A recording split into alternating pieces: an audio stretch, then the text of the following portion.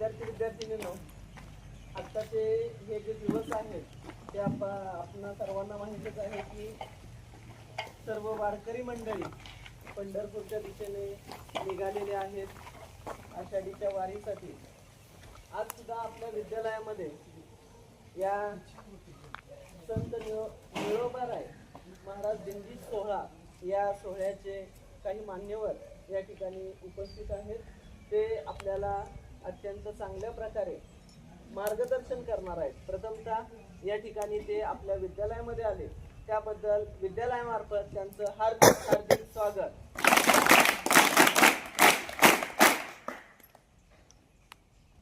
या ठिकाणी मी विद्यालयाचे आदरणीय प्राचार्य माननीय श्री गोरे सर यांना विनंती करतो की आपल्या शुभ हस्ते व्यासपीठावर उपस्थित असणारे माननीय श्री ज्ञानेश्वर मिडगुले यांचं स्वागत आपल्या या ठिकाणी शुभ हस्ते करावं. वाहू दे आनंद वारे, जाग यावी सृष्टीला की, जाग यावी सृष्टीला की, होऊ दे माणूस जागा, मार्ग सारे स्वच्छ व्हावे, घट्ट व्हावा प्रेम धागा, मार्ग सारे स्वच्छ व्हावे आणि मने ही साफ व्हावी, ही सायंकाळ रोज यावी, माणसाचा देव व्हावा, माणसाचा देव व्हावा. विद्यालयाचे सर्व गुरुदेव आणि तुम्हा बालमूर्तींना ज्ञानेश्वर मिटगुलेचा मनापासून मनपूर्वक नमस्कार. मुलांनो, खरं तर तुमची पिढी फार हुशार आहे. आमच्या 70 पेक्षा ही सरांची 35ची पिढी हुशार आहे आणि 35 पेक्षाही तुमची 10, 15, 16ची पिढी हुशार आहे. पण भानगड काय झाली आहे, जरा जास्तच हुशार आहे. हे चांगलं एक तर तुमच्यापर्यंत पोहोचत नाही, पोहोचलं तरी तुम्ही डोक्यामध्ये घेत नाही. बघा, संतांचे अभंग, संतांचे विचार, अभंगामध्ये संतांच्या अभंगामध्ये फक्त अभंग पदे दोहे ओवे असतो, गवळण भारूड याच्या चाली चांगल्या असतात, अर्थ चांगला असतो, पण तो तुमच्या डोक्यामध्ये बसत नाही.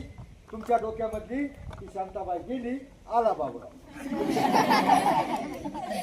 आता मला सांगा मुलांनो, ऑर्केस्ट्राचं, सिनेमाचं किंवा डीजेचं गाणं एकच वर्ष येतं, एकच वर्ष टिकतं, दुसऱ्या वर्षी मोठाली पोरं त्या बाईच्या घरापुढे इतकी नाचली की शांताबाई पुढे आली नाही आणि ती गाणे दुसऱ्या दिवशी दिसली नाही. डीजेचं गाणं एकच वर्ष टिकतं, परंतु संतांचे अभंग 700 वर्षानंतरही प्रत्येक गावामध्ये काकडा, भजन, हरिपाठ गायले जातात आणि ते ताजे तवाने वाटतात. फक्त 2 अभंग जीवनामध्ये तुम्ही 2 अभंग पाठ करा आणि 2 अभंगाच्या एका चरणाप्रमाणे वागण्याचा प्रयत्न करा. तुमचं जीवन सुखी होईल, कधीच भंग होणार नाही. आज परिस्थिती अशी आहे, सगळीकडे वणवा भडकलाय, आग लागली आहे, आग जवळ येते, हल्ली आतमध्ये व्यस्त आहे, पाडस बाहेर मस्त आहे. ती आगीमध्ये ते पाडस जर होरपळणार आहे, मरणार आहे, त्याच वेळेला त्या आगीमधून एक वाघोबा येतो. वाघोबाने पाहिलं, अरे पाडस बाहेर खेळतोय, ते त्याच्यावर झडप घालणार आहे. त्याच वेळेला झाडाच्या आडून एक शिकारी त्या पाडसावर नेम धरून बसलेला आहे. आता मला सांगा मुलांनो, ते पाडस म्हणजे तुम्ही कसे वाचणार आहात? ते पाडस म्हणजे तुम्ही, आणि ती हरणी म्हणजे तुमची आई आतमध्ये कुठेतरी टीव्ही मध्ये मस्त आहे, तुम्ही बाहेर मोबाईल मध्ये व्यस्त आहे. आणि त्यावेळेला सगळीकडे भडका उडालाय, ती आग तुमच्या जवळ येणार आहे. वाघोबा टकलाय आणि शिकारी, या सगळ्यामधून तुम्ही कसे वाचणार आहात? वाचू शकतं का ते पाडस? काय आहे का मार्ग? कारण मी 2 प्रश्न विचारणार आहे, 2 पुस्तकं देणार आहे. कसं वाचू शकतं? आहे काय मार्ग? जाऊ द्या. एक निसर्गाचा चमत्कार होतो, ते तुम्हाला नाही सांगता, पुढलं सांगा. निसर्गाचा चमत्कार होतो, सोसाट्याचा वारा सुटतो, विजांचा कडकडाट होतो आणि पाऊस सुरू होतो. तो पाऊस पडतो आणि त्यावेळेला काय होतं? ज्या वेळेला विजांचा कडकडाट होतो त्याच वेळेला त्या शिकाऱ्याने नेम धरला असतो आणि तो नेम धरत असताना त्या वाघानं झडप घातलेली असते. विजांच्या कडकडामुळं शिकाऱ्याचा हात वैबल होतो, झेप घेणाऱ्या वाघावर तो बाण बसतो, वाघोबा मरतो आणि वीज पडते. त्या विजेने शिकारी मरतो आणि पाऊस सुरू झाल्यावर सगळा वनवा शांत होतो आणि ते पाडस वाचतं. आता मला सांगा, ती आग कोणती? तो पाऊस कोणता? त्या विजा कोणत्या? जाऊ द्या, नाही सांगता येणार. ज्या वेळेला सगळीकडून अध्यात्माचा वारा सुटेल, परमार्थाच्या विजा करतील आणि संस्काराचा पाऊस तुमच्यावर पडेल, त्याच वेळेला तुमची पिढी वाचणार आहे. आता मला हे सांगा, तो वाघोबा कोणता? तो शिकारी कोणता? आणि तो वनवाची आग कोणती? गोष्टी माहिती आहे? याग म्हणजे तो वनवा म्हणजे सगळ्यातून सगळीकडे समाजामध्ये पसरलेला दुराचार, अन्याय, अत्याचार, बलात्कार.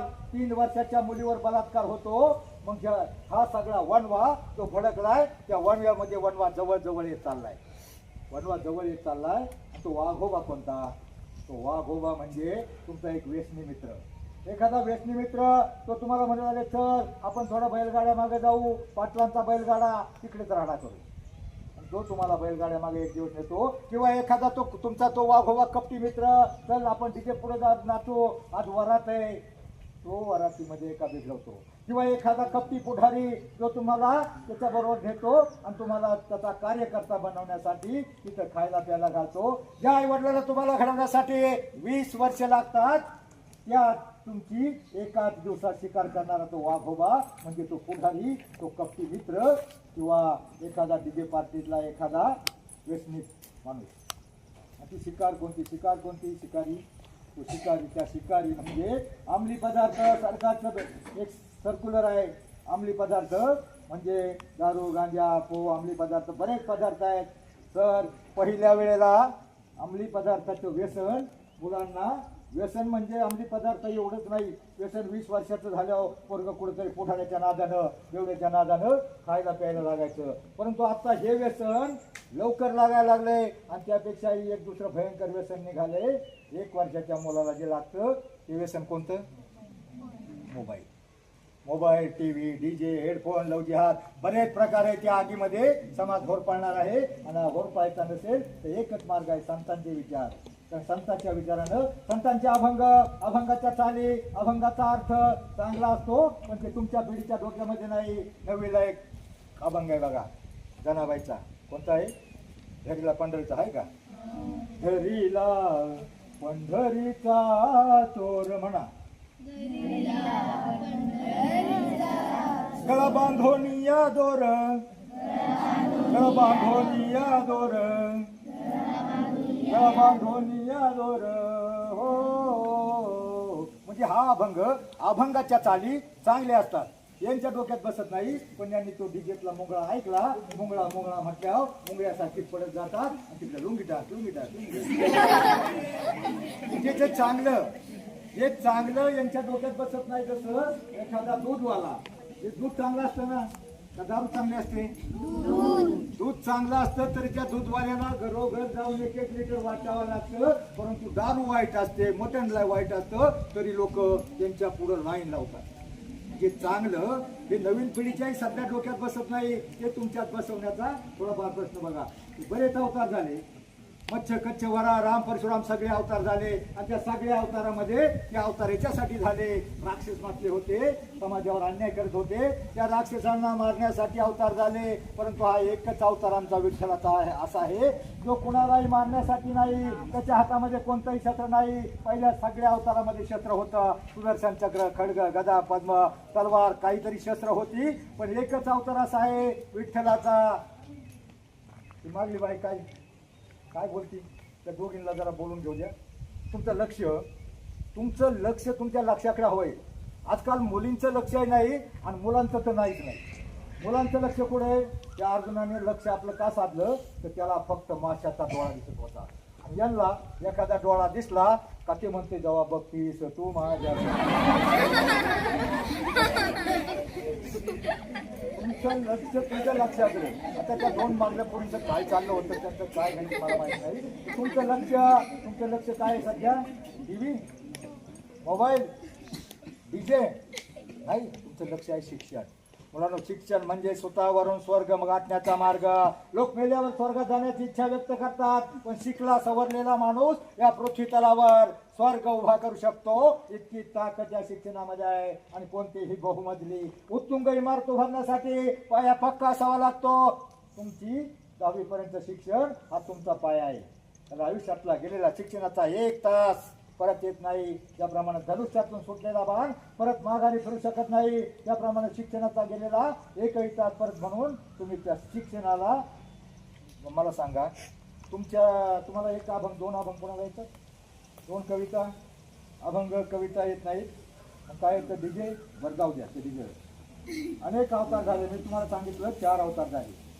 देवांची संख्या किती कोटी आहे? 33 कोटी, म्हणजे 33 प्रकारची.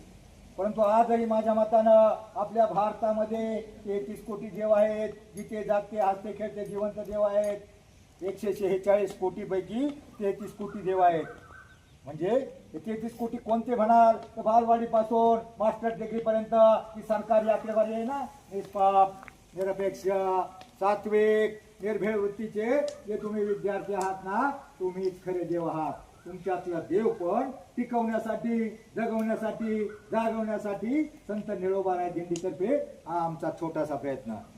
ज्ञानी यांचा वाचुक्याचा वंश तुमचा तोच आहे. आपल्या ही रक्तात थोडा ईश्वराचा अंश आहे. ना रावळी ना देवळी, ना देवळी, ना कोणत्या विटेव विद्या मंदिरात साक्षात 33 कोटी देव. तुम्हीच खरे देव आहात. तुमच्यात देव पण हरू नका. मला 4 युग झाली. त्रेतायुगामध्ये देव वेगवेगळ्या लोकांमध्ये राहत होते. देव आणि राक्षस लोक, देवलोक वेगळा होता. त्याच्यानंतर युग आलं सतयुग. सतयुगामध्ये देव एकाच भूलोकामध्ये राहत होते, म्हणजे राम अयोध्येला आणि रावण श्रीलंकेमध्ये. त्याच्यानंतर आला द्वापार युग. द्वापार युगामध्ये देव एकाच घरामध्ये, एकाच वाड्यामध्ये राहत होते, म्हणजे दुर्योधन, दुःशासन आणि इकडे धर्मराज, अर्जुन. आणि आताचं कलियुग. आताच्या कलियुगामध्ये देव कुठे राहत असतील? कुठे राहत असतील? देवळात तर आहेतच. देवळात त्यांची प्रतिष्ठापना केलेली आहे. म्हणजे ते त्याचे प्रातिनिधिक स्वरूपामध्ये देव देवळात नाही. मुलांनो, आत्ताच्या युगामध्ये देव आणि राक्षस देवळात असतात का? मी विचारलं, देव आणि राक्षस कुठे राहत आहेत? आत्ताच्या युगामध्ये, कलियुगामध्ये देव आणि राक्षस एकाच माणसाच्या, म्हणजे प्रत्येकाच्या हृदयात राहतात. मग आपल्याला देव जागा करायचा आहे का राक्षस जागा करायचा आहे, हे नक्की तुम्ही विचार करा. तुमच्यातला प्रत्येक जण देव आहे. तुम्ही देवासारखं राहावं, देवासारखं वागावं, यासाठी बघा पंढरपूरला वारी आमची गेल्या वर्षी 35 लाख वारकरी होते. तुम्ही असं ऐकलंय का? रोज एखादी बातमी येते, लहान मुलीला चॉकलेट देऊन बलात्कार, एखाद्या मुलीला रोज बातमी येते. परंतु गेल्या 20 दिवस आमची दिंडी असते. 20 दिवसामध्ये तुम्ही एखादी बातमी पेपरला किंवा टीव्हीला वाचली का? एखाद्या वारकऱ्यानं एखाद्या महिलेचा विनयभंग केलाय, वाचली का? कशामुळं? काय त्याचं ताकद असते की परमात्माची, अध्यात्माची, संतांच्या विचाराची ताकद असते. कारण आमची वारी बघण्यासाठी यंदा फॉरेनहून वारी आली.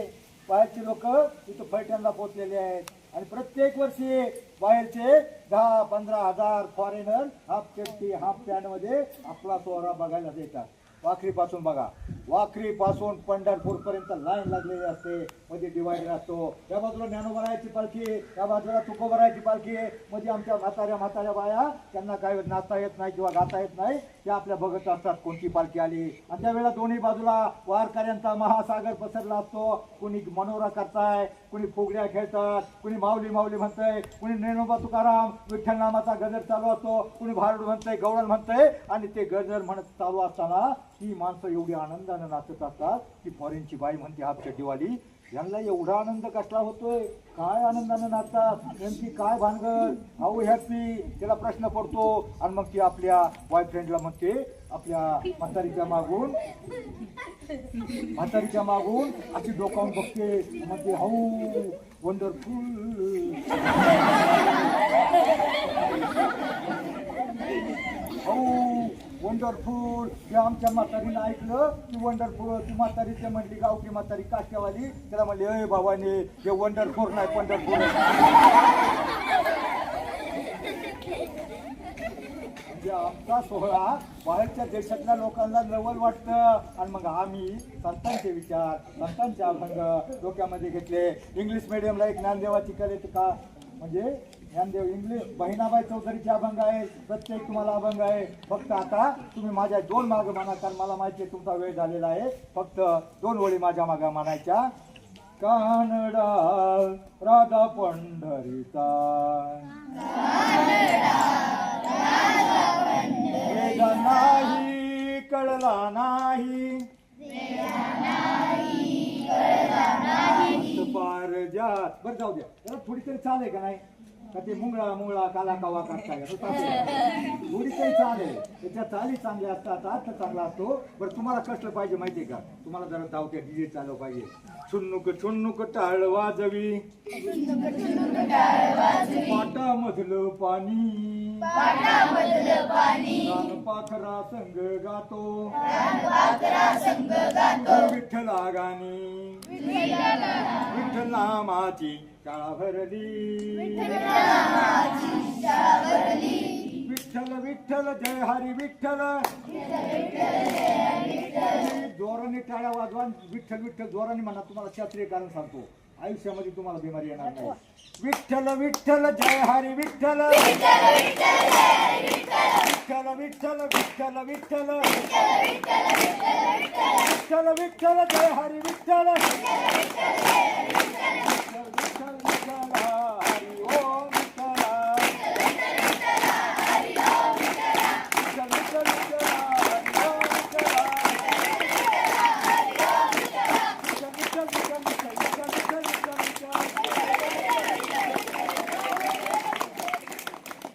बारकंड्या पोरांनी जोराने टाळ्या वाजवल्या मोठ्याल्यांनी थोडा हात आखडता घेतला. पण मला सांगा ज्यांनी जोराने टाळ्या वाजवली हाताला झिंझिने झाल्या का नाही? झाले ना. मग याचा इफेक्ट सांगू. आपल्या हातातल्या सगळ्या रक्तवाहिन्या प्रवाहित होतात आणि विठ्ठल विठ्ठल विठ्ठल या शब्दावर तुम्ही जोर दिल्यावर आपल्या अंतकरणापासून हृदयापासून आपल्या आतमध्ये पोटामधल्या सगळ्या रक्तवाहिन्या प्रवाहित होतात. आणि जो मुलगा दिवसातून 5-10 मिनिटं एखादा अभंग म्हणेल विठ्ठल विठ्ठल म्हणेल हातानं टाळ्या वाजवेल त्याला आयुष्यामध्ये त्याच्या पायाच्या नखापासून डोक्याच्या केसापर्यंत रक्तवाहिन्या प्रवाहित होऊन आयुष्यामध्ये त्याला बीपी शुगर रक्तदाब मधुमेह कोलेस्ट्रॉल अटॅक चरबी येणारच नाही. मग तुम्ही फक्त दिवसामधून कारण काय होईल तुम्ही ज्यावेळेस विठ्ठल विठ्ठल म्हणाल हरिपाठ ज्यावेळेस म्हणत असतो त्याचं लक्ष एवढंच असतं हरिमुखे म्हणा त्यावेळेला तुम्हाला एका तुमच्या तोंडामध्ये कोणता वाईट विचार येणार नाही मनामध्ये कोणती शिवी सुटणार नाही. तुम्ही चांगल्या मार्गाला लागाल. मला माहिती आहे वेळ संपलेला आहे. कारण तुम्ही म्हणून आयुष्यामध्ये फक्त 2 अभंग पाठ करा. अवघाची संसार सुखाचा करीन. अवघाची संसार म्हणजे आपल्या घरातला नाही पप्पा मम्मी गुड्डी नुड्डू चौघांचा नाही जगाचा संसार सुखाचा करायचा असा अर्थ होतो. पण तुम्हाला व्यापक अर्थ नाही कळला. स्वतःचा संसार सुखाचा करायचा आहे एवढा जरी अर्थ कळला तरी फार झाला. आणि दुसरा एक अभंग 2 अभंग आयुष्यामध्ये पाठ करा. सावता महाराजांचा अभंग होता कांदा मुळा भाजी अवघी विठाई माझी. सावता महाराज कधी पंढरपूरला गेले नाही. आपल्या शेतामध्ये काम मोठ चालू करायचे पाणी द्यायचे कांदामुळा भाजी पकवायचे त्याच्यातच देव दिसत होता. त्यामुळे त्यांना देव शेतामध्ये भेटायला आला. सावता महाराजांनी आपला देव आपल्या कामामध्ये बघितला होता. तुमचा देव सध्या कशामध्ये आहे? अभ्यासामध्ये आहे. मग आपल्या वाट्याला जे काम आले ते प्रामाणिकपणे करणं याच्यात देव आहे. तुमच्या प्रत्येकात देव आहे. तो देव जागा ठेवा. त्याच्यात राक्षस घुसून देऊ नका. वाईट पदार्थ जर खाल्ले तर राक्षस आपल्यामध्ये पैदा होतो. तसा आहार तसा विचार पैदा होतो. म्हणून चांगलं शाकाहारी खा चांगलं राहा. 2 अभंग पाठ करा. आणि आयुष्यामध्ये जगा इतकं आयुष्य कमी पडेल. शिका इतकं डिग्र्या कमी पडतील. हसा इतकं आनंद कमी पडेल. दौडा असे कम नशिबाचा फासा निखळून पडेल. परंतु मुलांनो प्रयत्न इतका करा अभ्यास इतका करा त्या विठ्ठलाला पांडुरंगाला त्या देवांना तुम्हाला देणं भागत पडेल. जय हिंद जय महाराष्ट्र. इतिहास कधीच घडवू शकत नाहीत. सांग बाळा. शिवाजी महाराजांच्या 2 पत्नीचे नाव जनाबाई आणि पुतळाबाई. नाही मी छत्रपती शिवरायांच्या 2 मुलांची आणि सुनांची. शिवाजी महाराज संभाजी महाराजांनी बघा संभाजी महाराज आणि राजाराम महाराज त्याच्या पत्नीची येसुबाई आणि ताराबाई. जर हे पुस्तक तुझं नावले पेननी सरांकडे लावले मला दे. एक हा प्रश्न कारण मुलांना एखादं मिळलं बोला फार हुशार आहेत. मुलांना तुमच्या आवडीचा प्रश्न. एक पिक्चर फेमस झाला होता सायराट बरोबर. त्याच्यातल्या हिरोची त्याच्या 2 मित्रांची नावं सांगायची. त्याच्या नावाने पुस्तक लायब्ररीला जायचं.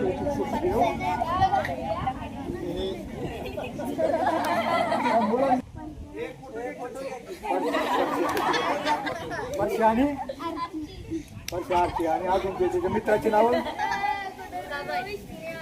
बरं जाऊ द्या, याच्या नावाने अर्ध्या काय वाजवा फक्त, तर याचं नाव घ्या. आणि बघा, बरं जाऊ द्या, याला एक जोड प्रश्न होता. अर्ध्या का म्हटलं तर याला एक जोड प्रश्न होता. ज्यांना मुलींना शिक्षणाची संधी ज्यांनी उपलब्ध करून दिली त्या क्रांतिज्योती सावित्रीबाई फुले. आणि विद्येविना मती गेली, मतीविना नीती गेली, नीतीविना वित्त गेले, वित्ताविना शूद्र खचले, अवघे अनर्थ या विद्येने झाले. त्या विद्येचे जनक महात्मा ज्योतिबा फुले आणि भारताच्या घटनेचे शिल्पकार डॉक्टर बाबासाहेब आंबेडकर यांच्या मानस पुत्राचं नाव काय बाळा?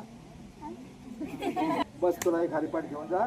धन्यवाद. जय हिंद, जय महाराष्ट्र. प्रवचनकार आहेत, प्रबोधनकार आहेत. अत्यंत चांगल्या प्रकारे आत्ताच्या सद्यस्थितीवर आणि मुलांच्या या ठिकाणी जे सुसंस्कार आहेत यावर अत्यंत चांगल्या प्रकारे मार्मिक असं मार्गदर्शन केलं. ते या ठिकाणी उपस्थित राहिले, त्यांनी तुम्हाला सखोल असं मार्गदर्शन केलं. त्याबद्दल विद्यालयाच्या वतीनं त्यांचं हार्दिक हार्दिक आभार. याशिवाय त्यांच्या सोबत असणारे मंडळी भुजबळ साहेब हेही या ठिकाणी उपस्थित राहिले, त्यांचंही विद्यालयामार्फत हार्दिक हार्दिक आभार. सर्व विद्यार्थी विद्यार्थिनींनी, सर्व शिक्षक बंधू भगिनींनी हा कार्यक्रम अत्यंत चांगल्या प्रकारे पार पाडला. त्याबद्दल सर्व विद्यार्थ्यांचं या ठिकाणी अभिनंदन.